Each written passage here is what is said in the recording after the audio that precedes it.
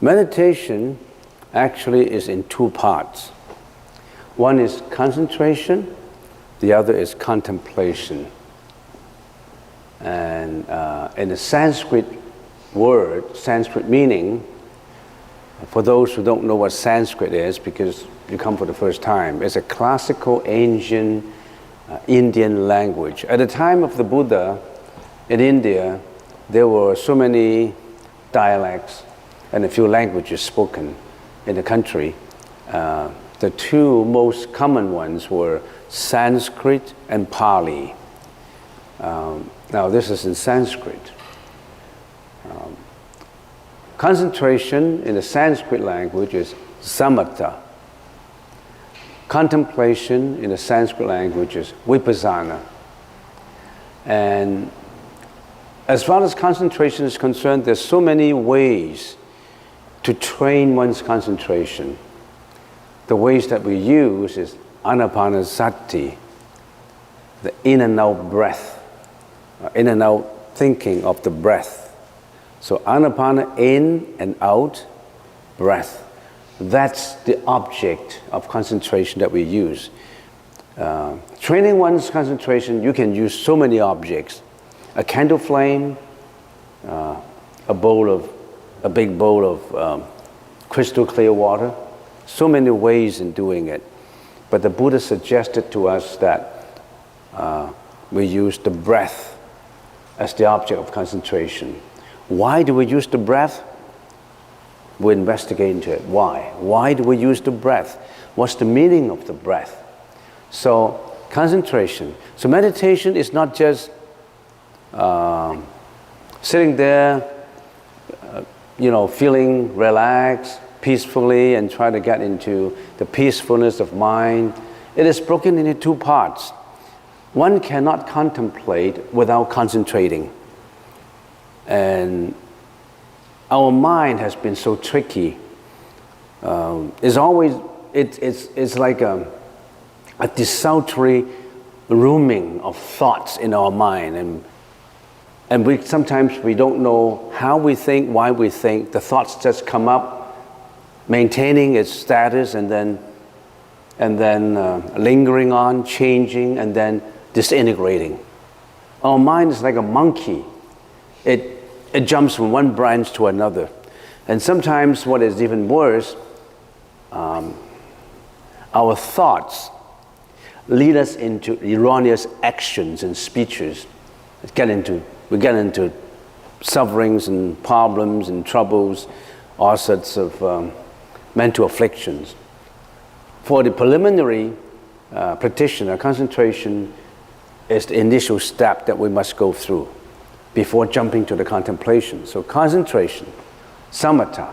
The object of concentration we use is anapanasati. We use breath as the object to train our concentration. You need an object to train concentration. You can't just sit there peacefully, quietly. You think you're not thinking of something, but actually our mind is roaming all over the places. So that's what we try to do. Concentration. And the object of concentration we use is anapanasati. For those who know this, it's a review, so that it's a meditation in a nutshell. I'm trying to summarize everything in here for about 45 minutes or half an hour, so that we know how and why we meditate. And then contemplation, that's another part of it. The Sanskrit word is vipassana.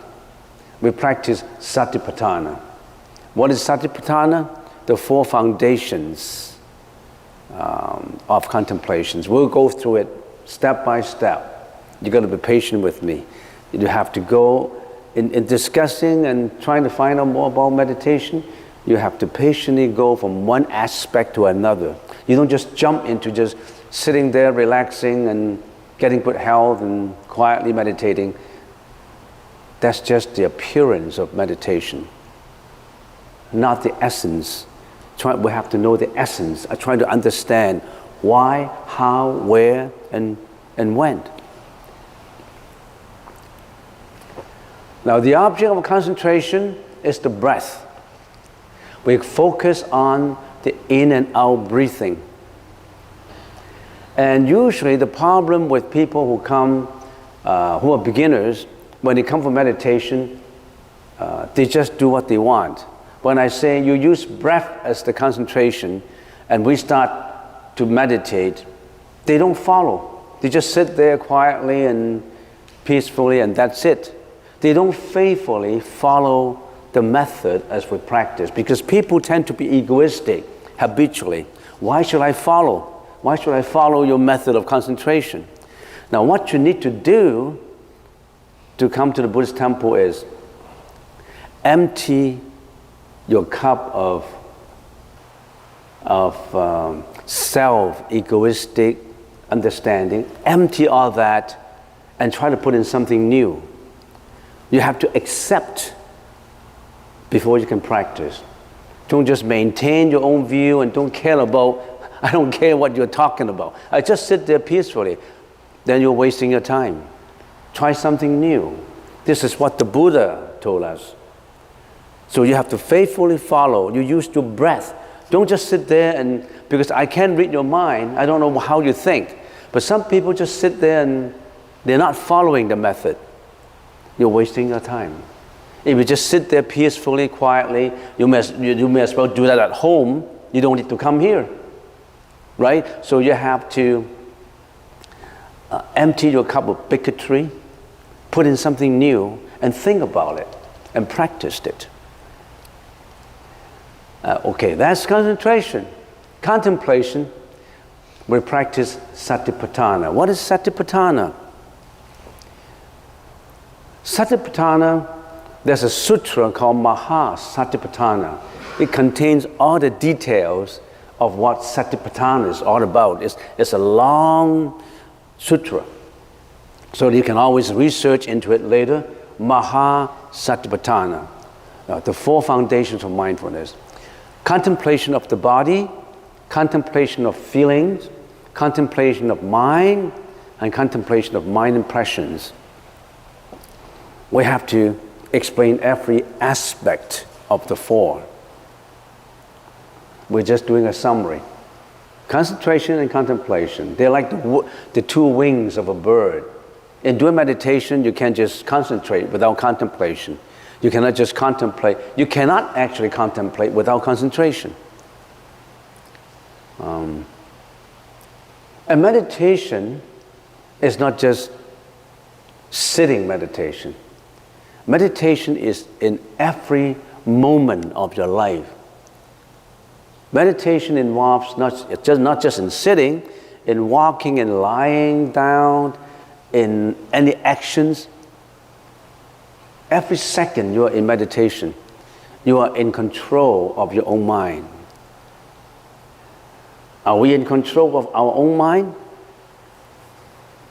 Mostly we're not. Most of the time we're not in control of our own thoughts. If you're in control, you won't be angry. If you're in control, you won't be jealous. If you're in control, you won't have anxiety, depression, guilt, fear, worry. You don't want those. But they all come up because you can't control them.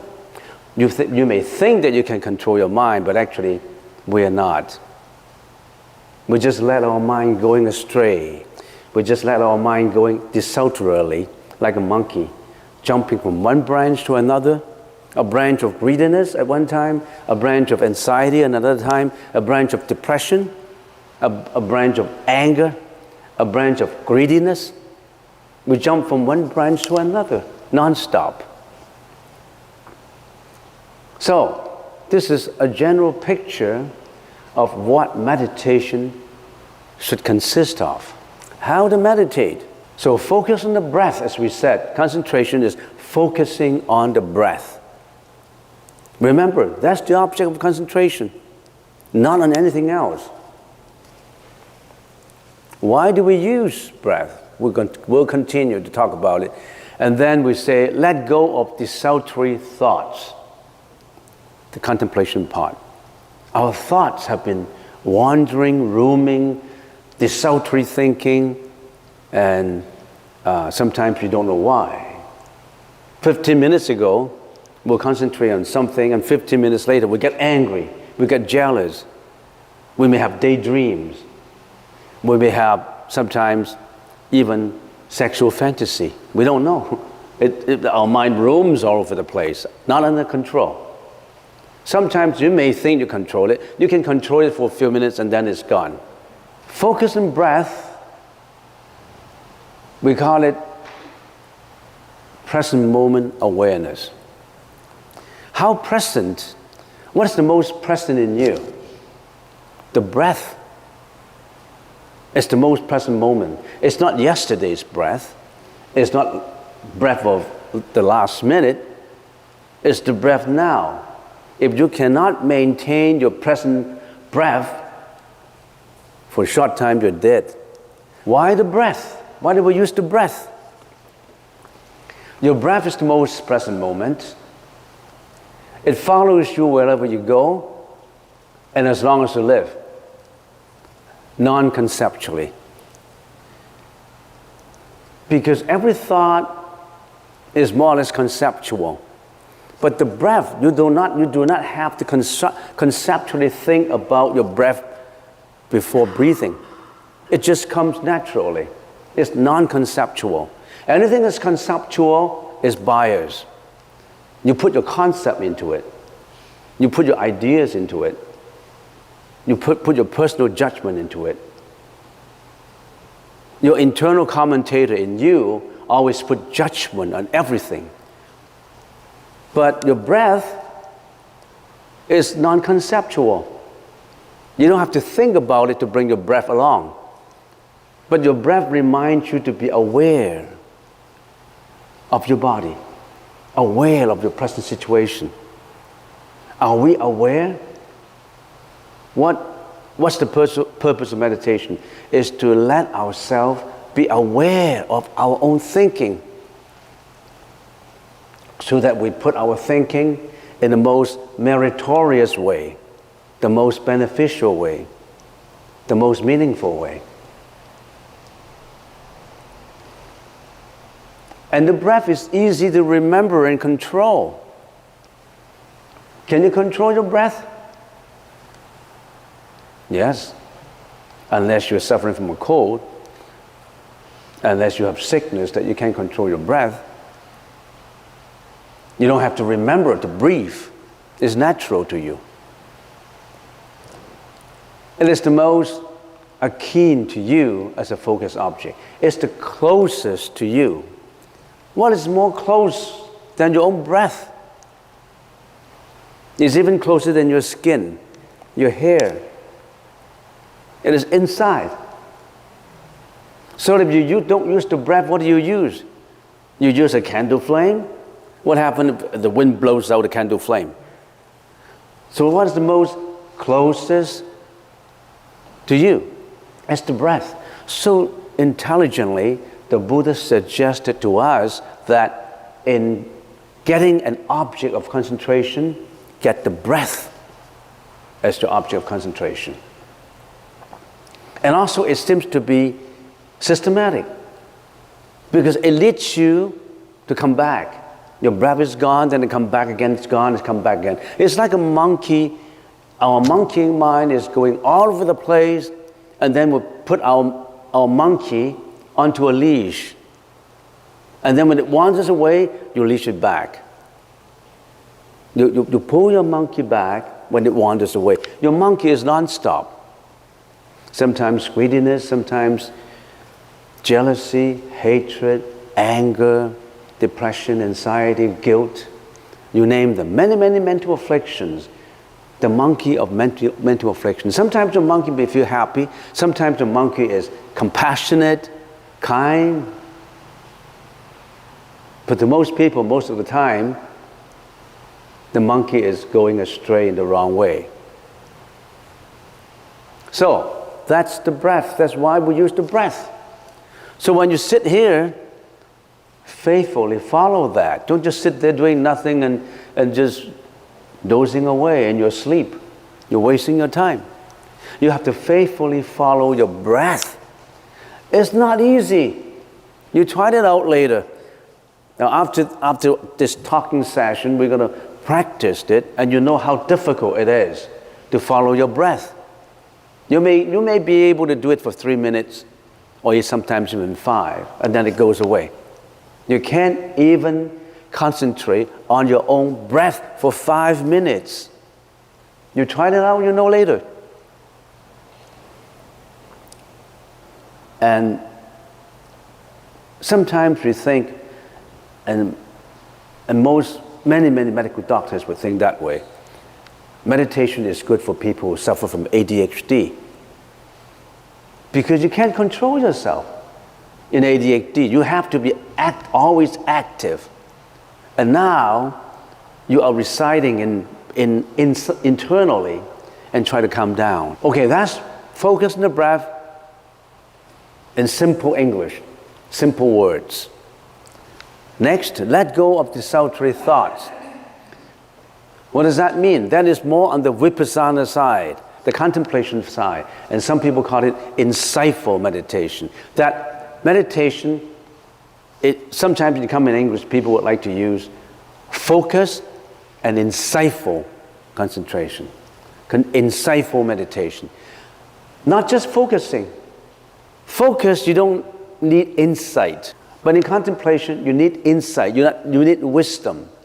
So focus is it's more or less not involved with wisdom, but contemplation is involved with wisdom. The higher the contemplation, the higher the wisdom. In the Buddhist term, it's called prajna. It's the Sanskrit language, it's prajna. A very high understanding of life, of reality. Prajna is a Sanskrit word. It's a very high level of understanding. So break the habitual perpetuation of attachment. How do we attach? We attach to many things. We attach to fame, wealth, many things we attach to. Sometimes we attach to anger, to jealousy, to greediness, to hatred, or even something we like. We're attached to love. We're attached to a marriage that was broken 20 years ago. We're still attached to the agony of it, or attached to the happiness of it. We always attach. Some people attach to drugs, alcohol. So how do we break the habitual perpetuation of attachment? Why do we have to let go? The breath deals with the present. And how about the past? Yesterday's agony, yesterday's love, yesterday's happiness. We always bring yesterday's agony onto the present table and think about it and get depressed with it. Something passed away many years ago. Occasionally, we bring it back on our present table, ponder on it and cry about it, and a lot of behavior is created out of it. So the breath deals with the present, the past, and the future, and we worry about the future. We always worry about the future. It hasn't come yet, but we think as if it's already here. Worries, anxieties. But the future hasn't come yet. You're worrying you are sick. But by worrying about it, will the sickness improve? It won't. But we habitually get worried about the future. That's a trap. We get stuck in it. Nobody else can get you out of it, because you are habitually doing that all the time for many years. Some old, unbroken habit that is very difficult to eliminate. Halt the habitual egoistic self-thinking pattern that is causing sufferings. The ego in us. We call it the manas. We have 8 consciousnesses, what we've been talking about. Our consciousness is not just one. It has 8 consciousnesses. That just to review: the I consciousness, the ear consciousness, the taste consciousness, the touch consciousness, the auditory consciousness, and then we have the sixth, which is the mano consciousness. That is what the thinking consciousness is all involved in. And finally, the what? The manas consciousness, which is the ego consciousness. We always attach the ego to our thinking. How does it benefit me? How do I differentiate myself from you? And finally, there's of course the eighth consciousness, which is the alaya consciousness. That is the banking, storage consciousness that store all the energy, that store all the karma from previous life, and store all the karma of the present life too. There is the alaya consciousness. That's just like the unlimited memory of the computer. Everything you key in, it won't go away. It's right in the memory. You think you can get away from doing something bad? No, you can't get away. So the alaya consciousness store everything. So we have to be responsible for every thought. Don't let bad thoughts come up in you. You think a thought, I haven't bring my thought into action, into speech, so I'm okay. No, every thought has energy. The Buddha said, when you practice meditation, you start with the thought, not with how you sit. How do you cross? People usually in meditation, they always ask, how do I cross my leg? Where do I put my hands to? How the body should behave? That's not important. The most important is your thought. We usually say, if you maintain the same thought, always thinking that way, and if you habitually maintain that thought and carry it into action, that becomes your personality. And the personality will determine your destiny. So how do you change your destiny to be better, to improve? Change not just the action, not just the speech. Start with a thought. Change your thought. So that's how to meditate. You focus on your breath. That's what the Buddha said in Anapanasati. Let go of the self-true thoughts. That's what the Buddha said in Mahasatipatthana. So these are the two most important aspects of meditation. By the way, some people call meditation not samatha, not vipassana. They call it consciousness therapy. Consciousness therapy. When we get sick, we get medicine, right? We get therapy. When the mind gets sick, you can't just use medication to stop it. You have to heal your mind. Healing the mind is just as medication. Medication is just to cut it, to stop it, without healing the roots, not looking at the roots of the problem. Strictly speaking, many bodhisattvas said, we are sick. We are all sick in the mind. That's why we are reincarnating.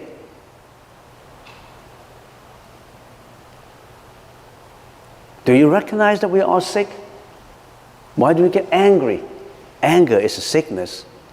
Why do we get jealous? Jealousy is sickness. Why do we get depression? Depression is surely a sickness. How do we heal it?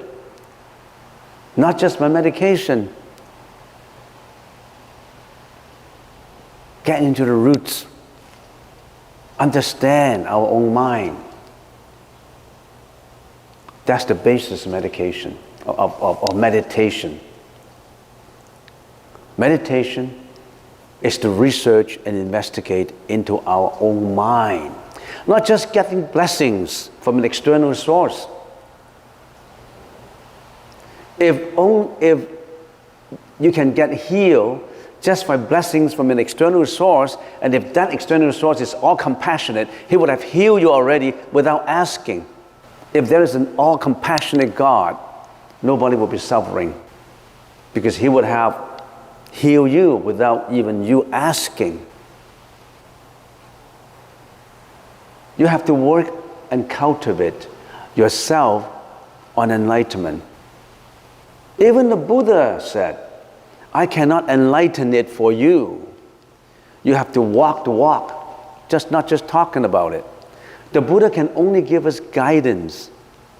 Can the teacher write the examination for you? Can the teacher say, I can write examination for you and you get an A? You have to write your own exam. You have to study it. The teacher can't study it for you. The teacher can only give you the guidance and the instructions and how to do it. He can't do it for you. So if you just say, I want blessings from God.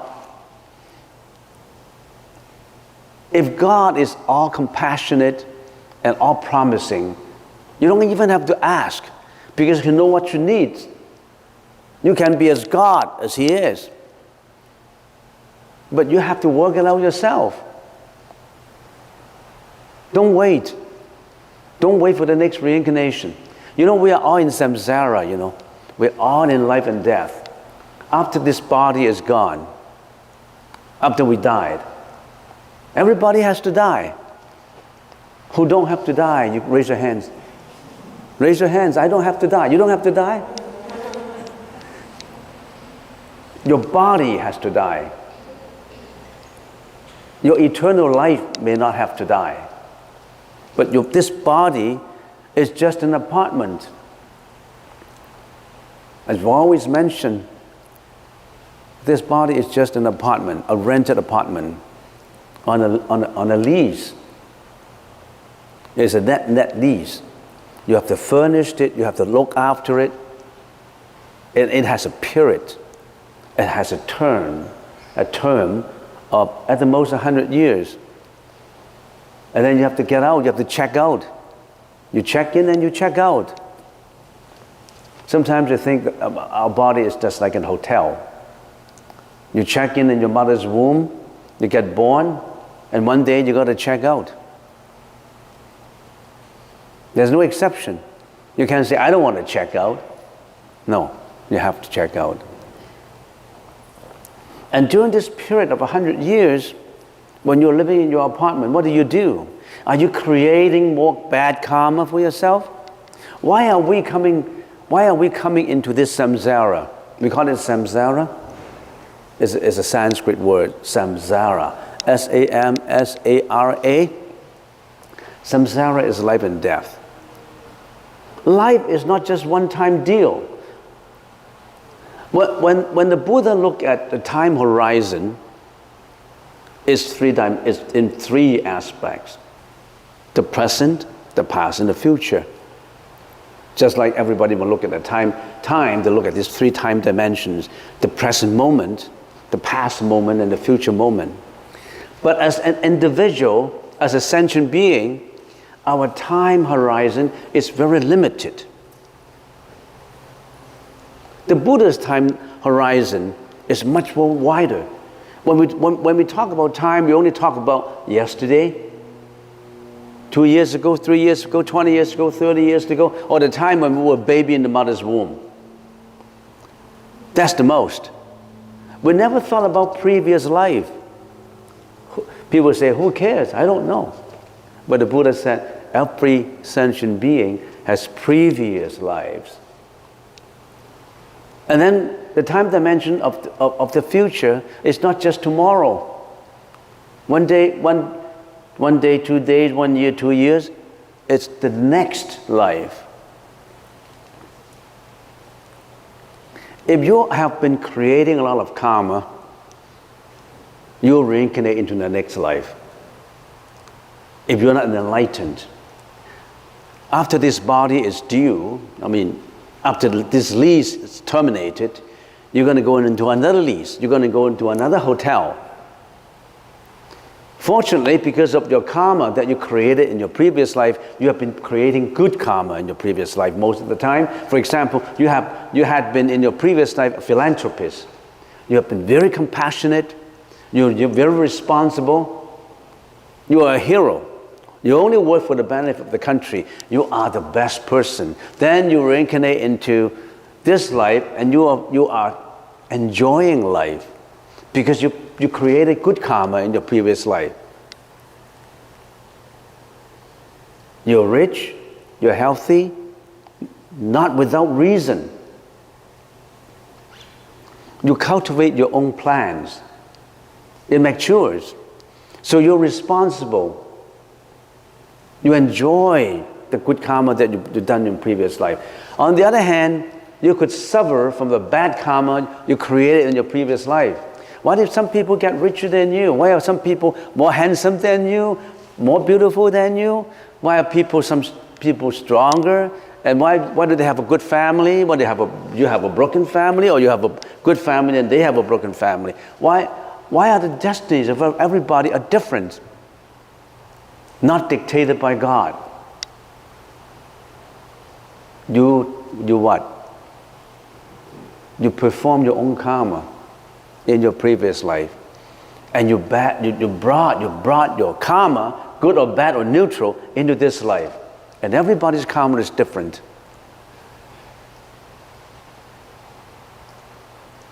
And usually the sutra says, if in this life you are very beautiful, for example, some sutra says you have been practicing endurance in your previous life. You always smile. You can always endure with difficulties. You're always respectful of people.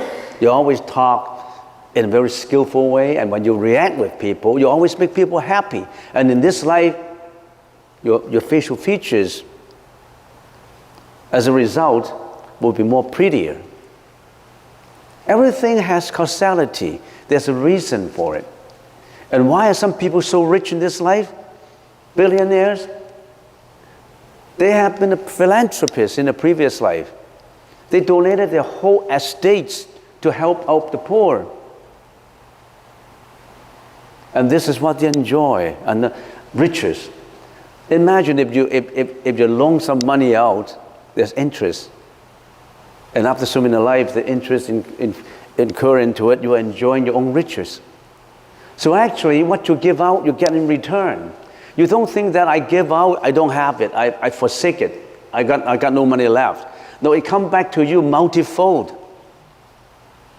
You give out $1, it may come back to you in $10. It meant so many ways. But when we give out $1, we don't think, I want it to come back in a million. No, you don't think about that way. Otherwise, you're attaching to it. So everything has causality. An effect comes out, there must be a cause for it. Why are you coming for meditation today? Do you come for no reason? Are there causes that lead you to come to meditation today? Don't tell me that I don't have a cause. There must be causes. So, we're talking about the time horizon. I'm diverting to another way. I'm talking about samsara and about reincarnation, about life and death. If we don't do something about it in this life, if we don't go through what the Buddha suggested to us, to go through the spiritual transformation that Buddha suggested, we'll roll into the next life with our present karma. The Buddha, 2,600 years ago, he ended his habitual body and get into this nirvana. No more reincarnation, no more samsara, no more life and death. It's gone beyond life and death, and he introduced us ways to get beyond life and death. Don't get into reincarnation anymore. We don't know what would be our next life. We don't know. And according to some sutras, it says, usually, the next life is going to be worse than this because of what you have done in this life. What you have done in this life, you know. killing, lying, slandering, sexual misconduct, stealing, greediness, hatred, anxiety. And sometimes we're compassionate, we're helpful, we're beneficial. But how much of it is good and how much of it is bad? You probably know more than I do because that's what you did. So, getting back to, I have more to say about reincarnation, samsara, but let's get on to the topic. Otherwise, I'll be roaming like a monkey all over the place. So, let's get into how to meditate. Meditation. Focus on breath and let go. Follow it faithfully. Don't just sit there and not following it. As I said, we use the breath as our object of concentration. When you're sitting there and not using that, you're wasting your time. You may as well relaxing at home. Why do we have to come here? If you're not following the instructions as practiced by the Buddha, which I introduced to you. Now, our senses, let's go faster. This is our external sales lady. In our body, it's like a company with external staff. Our eyes, our ears, our nose, our tongue, our body are the external staff of this body company. They are interacting with externalities. And in the process of interacting with externalities, we attach, we interact, we perform. Imagine if you don't have these senses, how can you interact with externalities? When you interact with externalities, you carry out speeches and actions which brought you karma. So in order to meditate, you have to stop your externalities for a time, because when your externalities are interacting with, when your senses are interacting with externalities, you are attached.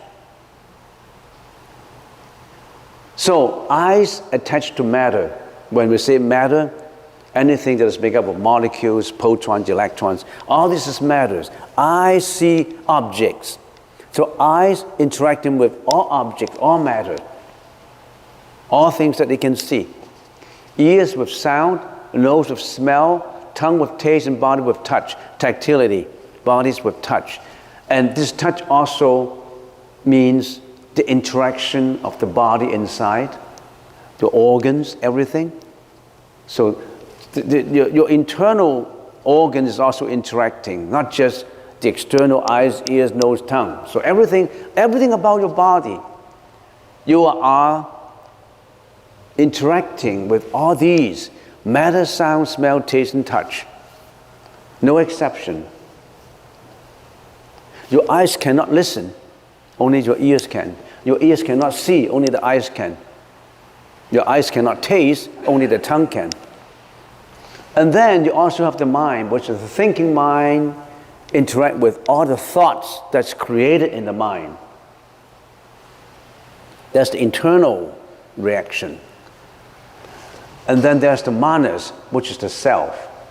You always have this self in you that grabs onto habitual thinking. In meditation, what do? Because when we're not interacting, when we're not meditating, our senses are interacting. Like you're interacting with me, you're looking at me, you're listening to me. But in meditation, you're trying to purify that. You're trying to stop those externalities for a while and go into the internal peacefulness and tranquility of the mind. So in other words, you cannot have factory production sound all vibrating into your ears and meditating. No, you cannot do that. Or you cannot have a show going on and you look at the show, entertaining show, and then you have a meditation. You can't do that.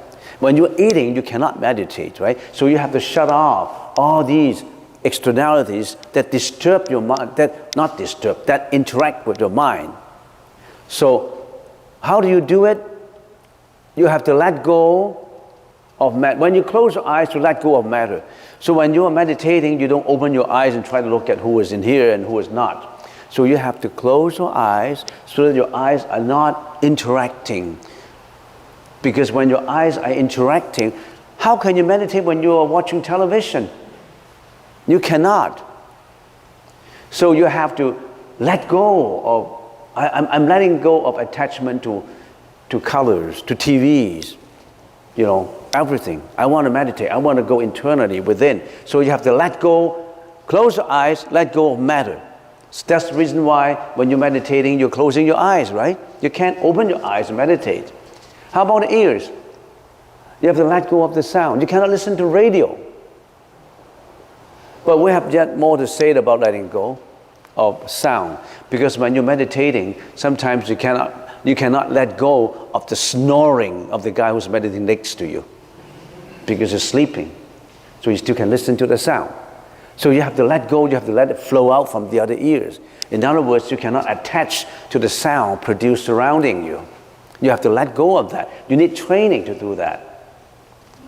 Nose, smell, you have to let go of the smell. That guy who is meditating next to you is sweaty. He just jogged for one hour and he stinks. So you have to let go of the smell. You can't attach to the smell. And now about the taste. You have to let go of that. You're not eating a hamburger when you are meditating. Can you bite into a hamburger when you're meditating? You're not letting go of the pickles, of the hamburgers, of the lettuce in the hamburger. So you have to let go of your taste. And body, you cannot let go. Because your body, the touch is the breath. The breath, the in and out breath still touches your nose. So you only have the breath, which is the object of concentration, left. No more matter, sound, smell, taste, but there's still a tactility, the touching of the breath in and out. That's the only object of attention that you should still have. And how about thought? We have to go deeper into that. Attention on present breath, live your present moment here and now. No internal commentator, because everybody has an internal commentator. You always put comments, egoistic self-comments on everything. We stereotype, we label things. This is good, this is bad. This guy looks ugly. This guy looks handsome. You always attach your internal commentary on everything you see, everything you listen to. No exception. You have to break that habitual continuation of desultory thinking of the present, past, and future. That's very difficult. Well, I'm only giving you a summary of what we should do. Self, let go, only in and out breath exist. So meditation is to let go of many things. Can you let go of these? If you can't let go, you may as well leave. You don't need to. I can't let go of sound. I can't let go of yesterday. I can't let go, of many things. So why are you sitting here? You're wasting your time. I want to open my eyes when I'm meditating to see this is color, this is a good color, this is a hall. I want to listen to snoring. I mean, how can you meditate? So many things you have to train yourself to let go. The only focus of attention, the breath, is still there. And the magic of using the breath is by concentrating on the breath, you automatically let go of matters that you see, of sound that you listen to, of the smell that you taste, that your nose breathes, and of the taste that your tongue is tasting. So in other words, when all your concentration is on the breath, I'm breathing in, the air is coming in cool, it touches my nostril, now it gets into my body, and then it lingers onto the body and it comes out. When it comes out, it's warmer than it comes in. I feel it. Then all your concentration is on the breath. And when that concentration on the breath lingers on, magic comes. The power comes. Because you have a span of concentration which you don't have, you may not realize it. You don't have that concentration. The higher the concentration that you have, the higher the power of tranquility, the higher in the cultivation of wisdom. That's the reason why what determines a bad student and a good student. A good student has to have a long span of concentration. He can concentrate on reading a few pages. A bad student even can't concentrate in a paragraph. A successful student is always a student with a higher concentration. A good employee is always a worker who can concentrate on his work. So concentration gives power. It's just like when you put a lens, a magnifier under the sun. You focus that light onto the lens, it burns whatever is underneath it. You cannot move. You don't move your lens. You just stay put, stand still, focus, and then it burns whatever is underneath. It gives you power.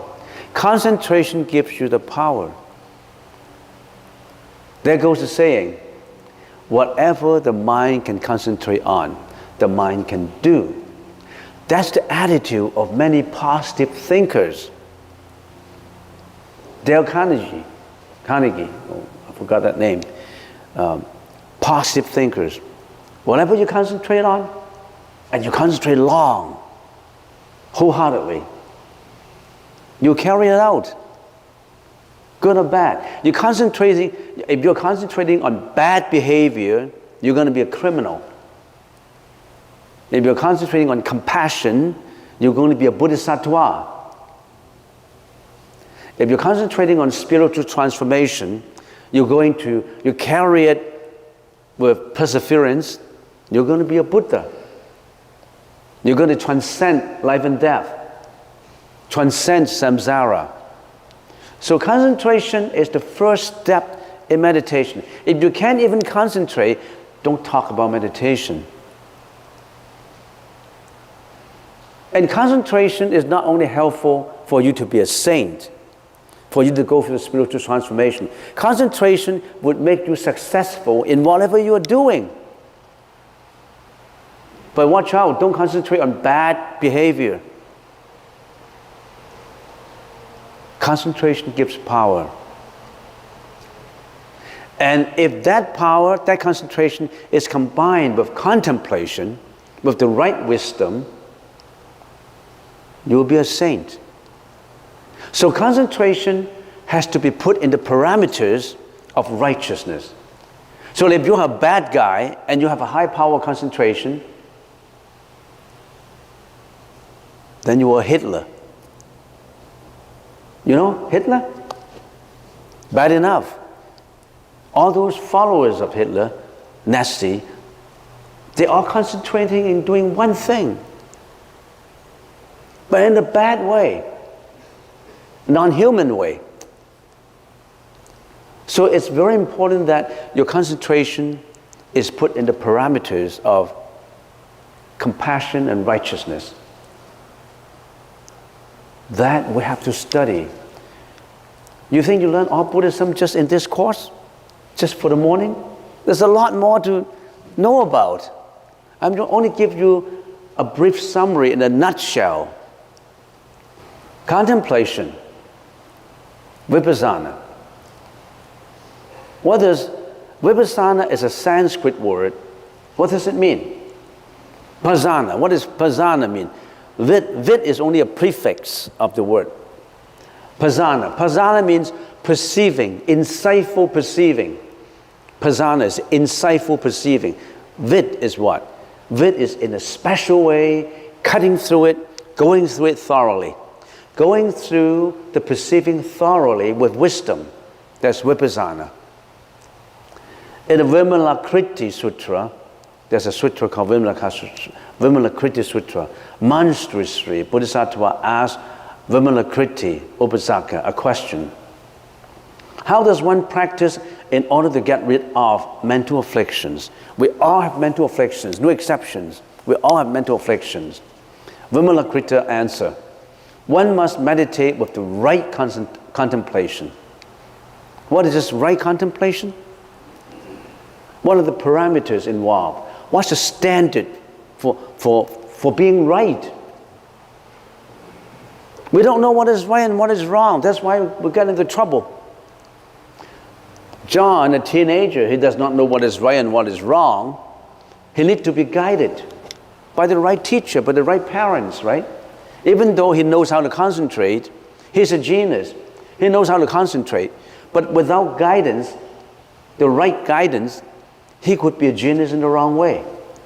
We've got to guide that geniality into the right path. That's what Buddhism is all about. To guide concentration in the right path, in the right way. And there's a lot to study in it. Open that treasure house. Because of this mass communication, we can always get information from a lot of sources. Try to get into what this treasure house of Buddhism is all about. Don't just look at the entertaining aspect of your computer. Got talents, entertaining.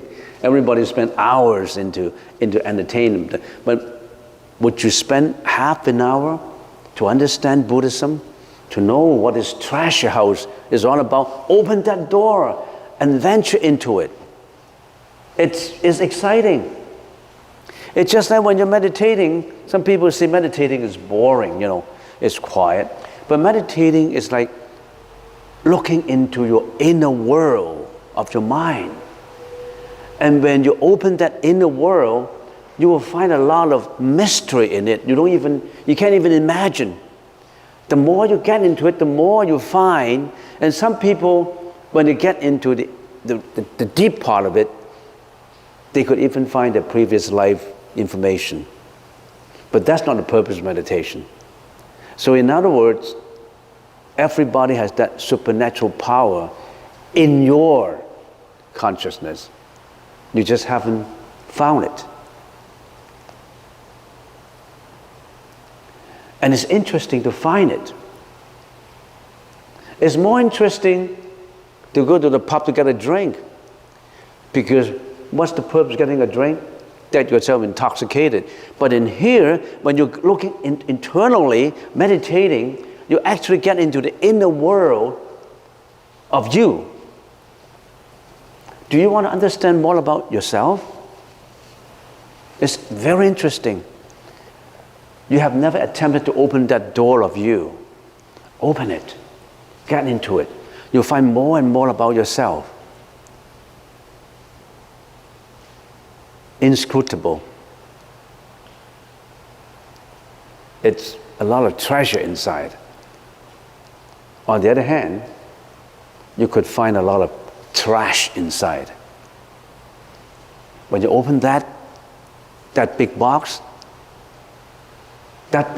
of mental afflictions that you have stored in there, your jealousy, your hatred, your greediness, your depression, all stored in there waiting for you to clean it up. What is meditation? Part of the meditation is to clean up your garbage. Don't you have to clean up your garbage, the garbage in yourself? You don't think you have a lot of garbage? I know I have a lot of garbage in myself.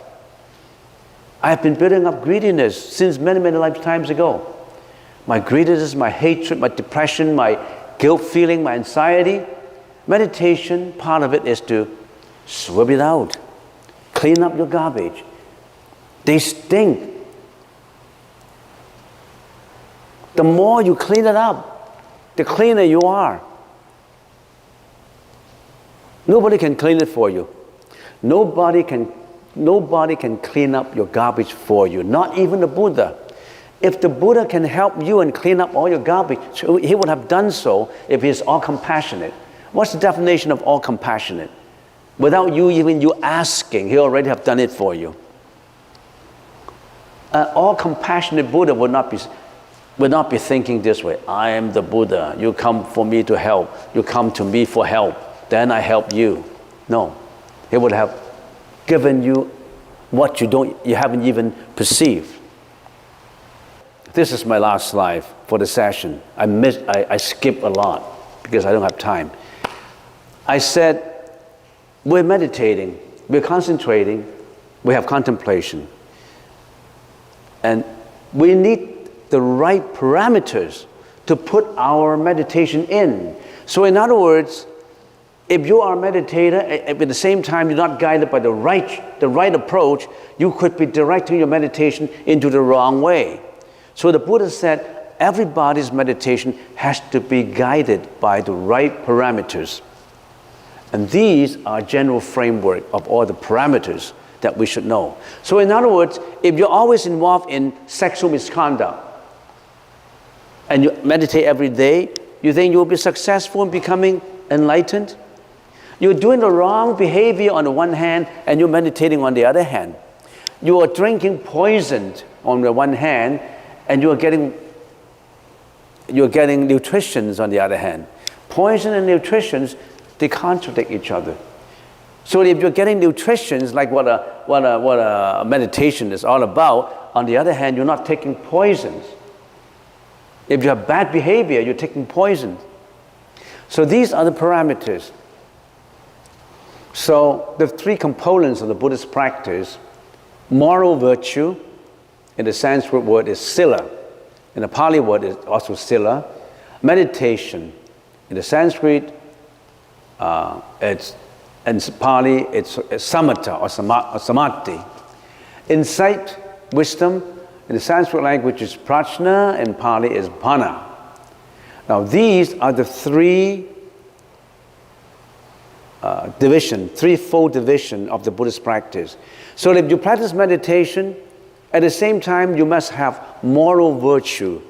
So in other words, you're always meditating, but you are always involved in sexual misconduct. You can never be successful in meditation. You're involved with killing, you're involved with lying, you're involved with the wrong behavior. It does not matter how you meditate. You could be a master in concentration, but if your moral virtue is bad, you will never get enlightened. As a matter of fact, you will get into more and more mental afflictions. So you have to be guided. The first step in meditation is you gotta have sila. You gotta have a high moral conduct. You all have to learn what is the definition, what is contained in what the Buddha was talking about in immorality, in moral virtue. So we always say, some people want to say, I want to become a monk. For the first 5 years that you are in a monastery, you learn nothing.